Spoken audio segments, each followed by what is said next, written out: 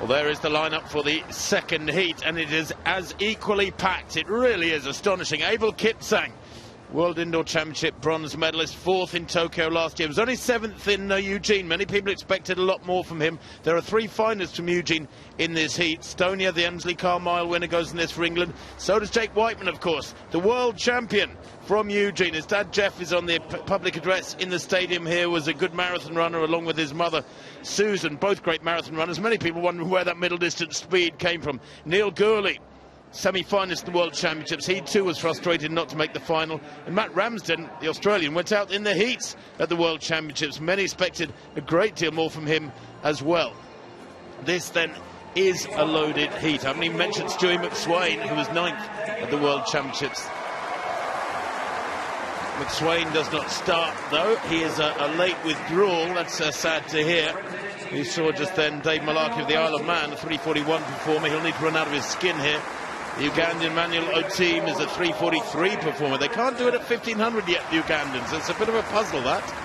Matt Ramsden, the 25-year-old 3:34 performer, capable of getting the top 5 here. There's Neil Gurley. Good athlete, Neil Gurley. Very unlucky to run in the World Championships, having just recovered from COVID and not able to give his full force. The Tanzanian Andrew Boniface. Remember Philbert Baye? Where have the Tanzanian 1500-metre runners gone in this generation?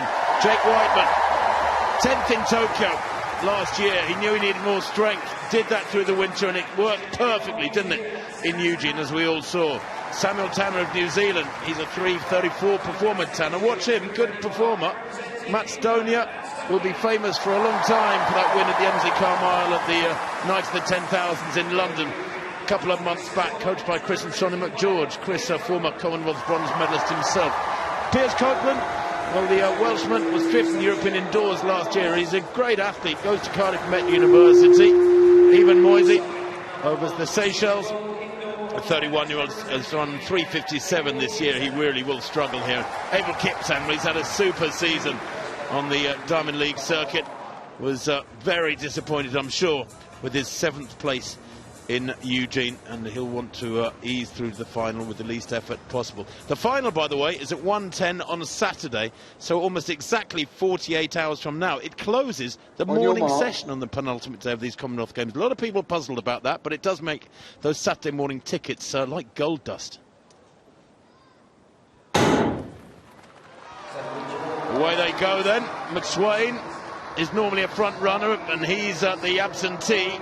He would have pulled this along to a very healthy tempo, and I suspect several of these fellas disappointed he's not there to do that job. He would have pulled them down way quicker than the first heat. Remember, the 7th placer in the first heat was a modest 3:42, so that is certainly achievable by just about everybody in this field. As I say that, so they slow after 150 metres to a virtual jog, and nobody prepared to take it on. And in fact, as each of these 100-metre sections clicks by, so the chances of a quick time, quicker than 3:37, evaporates more and more. Well, there's quite a bit of bumping and barging there. Stonier and Whiteman were running side by side, and there was the tiniest gap. I mean, he's a small figure, Samuel Tanner of New Zealand, but they were, all 3 of them were touching shoulders, and Tanner got squeezed out the back. And the Tanzanian now, Tim, clearly recognising that there is an opportunity for these 2 non-automatic spots, and grabs it by the scruff of the neck, and at least makes it a little bit more honest looking. Well, you say honest looking, I think they've lost the opportunity already. 63.4 for that first 400. It's becoming more and more clear that the pace is just not quick enough, and 3:37 looks a tough target for this field. 2 Scots in this one. Of course, Josh Kerr making it through okay from the first heat. What a fabulously powerful trio the Scots have got at these Commonwealth Games. Matt Ramsden, in the tall figure, probably the tallest there in the yellow of Australia, 3rd from the back at the moment.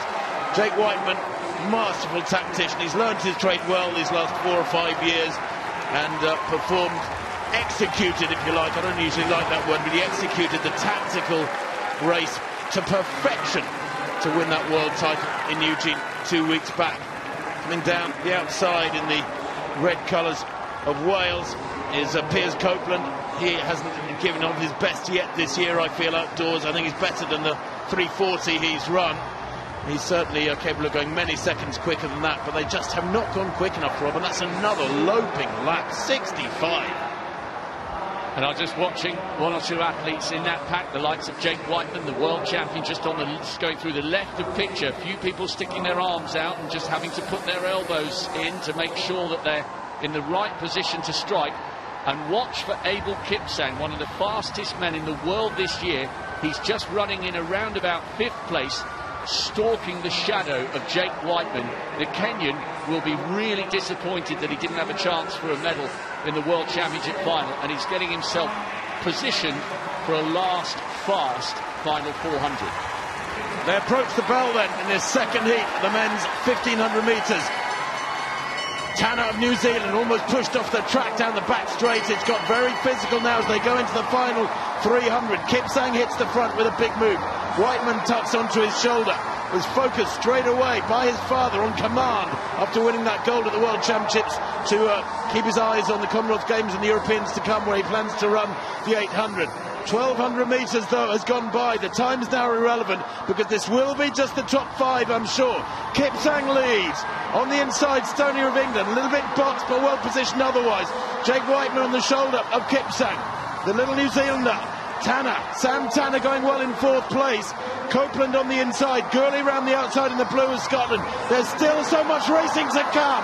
80 metres to go. It's anybody's race here. Whiteman just kicks it up another gear and eases away from Copeland. And it's a good running there from Gurley to make it into the top 5. Kipsang there as well. And can you believe Matt Ramsden run out of it there? The winning time, 3:48. The Aussie unlucky. It's always such a lottery when you rely upon your speed in the last 200 metres. You've got to be well positioned going into that last 300 metres because all these guys can finish fast. And if you better get against yourself going better than them over the last 300, it's a mighty, mighty big risk. You've got to be well positioned in a tactical race with 300 metres to run. You can't expect to pass 4, 5, 6 bodies. You said it correctly. When they went down the back straight for the first time, that race would have been totally different in the way it panned out had Stewie McSweyn not withdrawn. I really like Sam Tanner, by the way. He's a really canny racer. He was pushed and bumped and barged all over the place, and he managed to somehow get through. And how sharp did Jake Whiteman look down that final 50? Kipsang went to the front just at the bell and decided to get himself in the right position. But Tanner had to come from a position of being totally boxed in to get himself in the right place to strike. Has a little look over his shoulder, but Whiteman accelerated away with about 40 to go and floated away from the field. It would be an incredible double, Tim, to do the Worlds and the Com Games, but what a final it's going to be. Whiteman and Stoner it was of England who went through okay in 2nd place. Kipsang and Gurley, of course. Kipsang with Kenya, Gurley of Scotland, Sam Tanner, as you say quite rightly, going through for New Zealand. Matt Ramsden run out of it. What an unsatisfactory, frustrating way to be dumped out of a World Championship final. Piers Copeland of Wales, clearly not himself either. He can finish so much better than that. He was down in 7th place. But Jake Whiteman looking quite smooth and quite majestic, frankly, in front there. I think he had more gears in hand. Great running from Matt Stoner too. We know he's got a big kick after that win at the Emsley-Carlisle. Let's confirm that result in the second heat of the men's 200 metres, 1500 metres then. Whiteman wins for Scotland from England's Matt Stoner. Kipsang goes through without any trouble. Neil Gurley makes it 3 Scots in the final as well. And Sam Tanner of New Zealand makes it through as well. There's some good names behind him. Let's have a look at the list of qualifiers then for that 1500 metre final. As I said, it's on Saturday afternoon, but at the end of the morning session at 1:10 p.m. UK time, Ollie Hall goes through with Chariot and Hayward and Kerr and Giles. All those guys, of course, much, much quicker, 10 seconds quicker and more than the second heat. And Falele goes through for South Africa with that 7th place in the first heat, and then the first 5